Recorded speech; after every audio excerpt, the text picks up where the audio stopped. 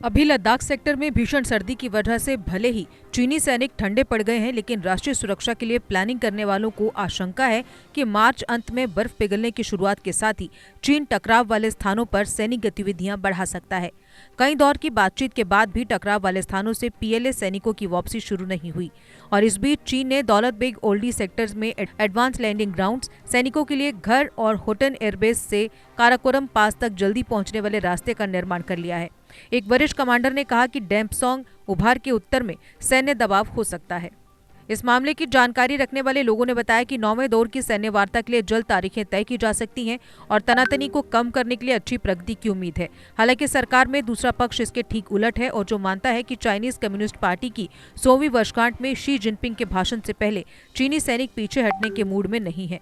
एक वरिष्ठ अधिकारी ने कहा कि ये दुर्भाग्यपूर्ण रिकॉर्ड है। समय जितना भी लगे, भारतीय सेना पूर्वी लद्दाख में जमे रहने के लिए तैयार बैठी है, जबकि चीन का रुख इस बात से भी प्रभावित हो सकता है कि अमेरिका में राष्ट्रपति पद की शपथ लेने जा रहे जो बाइडेन का रवैया बीजिंग के प्रति कैसा होता है। हालांकि कई लोगों का मानना है कि आने वाला अमेरिकी प्रशासन चीन को अन्य महाशक्ति के रूप में अपनी मान्यता देकर संतुलन बना सकता है। ये नया G2 फैक्टर रूस जैसे पूर्व महाशक्तियों को नुकसान पहुंचाएगा। वहीं भारत मानता है कि ये बहुध्रुवीय दुनिया है और नई दिल्ली चीन से अपनी सीमाओं की रक्षा के लिए वॉशिंगटन पर निर्भर नहीं है। इसलिए आत्मनिर्भर भारत के तहत सार्वजनिक और निजी क्षेत्र की भागीदारी से स्वदेशी तकनीक वाले ड्रोन, लड़ाकू विमान और हथियारों का निर्माण किया जा रहा है। इसी के तहत DRDO और HAL की ओर से तेजस मार्क फर्स्ट का निर्माण किया जा रहा है। राष्ट्रीय सुरक्षा विमर्श से परिचित वरिष्ठ अधिकारियों के अनुसार भारत को उम्मीद है कि आने वाला बाइडेन प्रशासन चीन, दक्षिण चीन सागर, ताइवान या हिंद प्रशांत पर अपनी प्रतिबद्धताओं के साथ खड़ा रहेगा, लेकिन नई दिल्ली पीएलए से निपटने के लिए अमेरिका पर निर्भर नहीं है। तथ्य ये है कि अमेरिका ने वास्तव में सूचनाओं के आदान प्रदान से हिंद प्रशांत क्षेत्र में भारत की जागरूकता बढ़ाई है, लेकिन यही लद्दाख के बारे में नहीं कहा जा सकता। ये दृष्टिकोण चीन की धारणा के विपरीत है, जो भारत को अमेरिका के चश्मे से देखता है।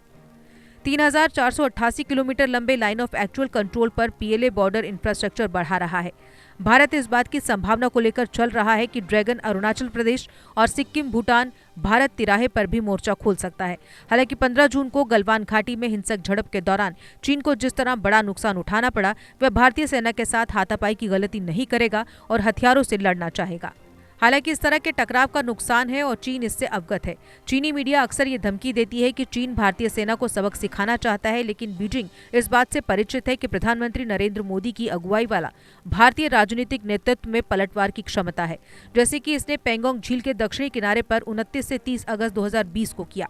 एक ऐसे देश के लिए जो खुद को अब अमेरिका के कब्जे वाले महाशक्ति स्लॉट के दावेदार के रूप में देखता है, भारत के सामने किसी भी सैन्य नुकसान से उसका दावा कमजोर होगा।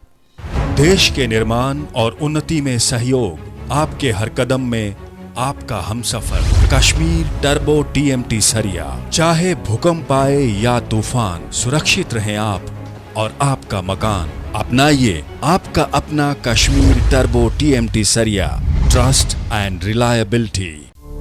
GK अपडेट रहे हमारे साथ। अगर आप ये वीडियो YouTube पर देख रहे हैं तो हमारे YouTube चैनल को सब्सक्राइब करें और बेल आइकन को क्लिक करें। अगर आप ये वीडियो Facebook पर देख रहे हैं तो हमारा Facebook पेज लाइक जरूर करें। For advertisement please contact 7051091811।